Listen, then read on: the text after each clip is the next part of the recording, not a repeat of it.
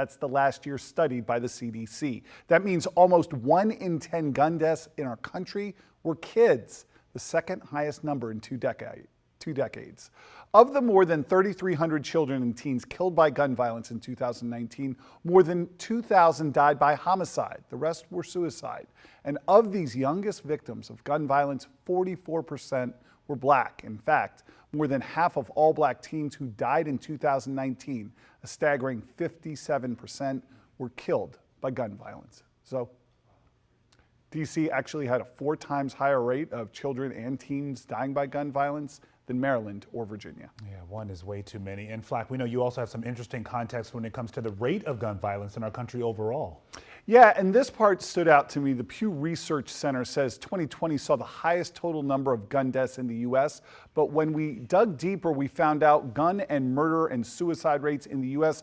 both remain below peak levels. In 2020, there were 13.6 gun deaths per 100,000 people. Now, that was the highest rate since the mid-1990s, but that's still well below the peak of 16.3 gun deaths per 100,000 people in 1974. Guys, right now we are averaging around 40 firearm homicides every day in the United States, and as we are seeing, too many of those are children and teens. Yeah, we got to do better. Flack, thank you.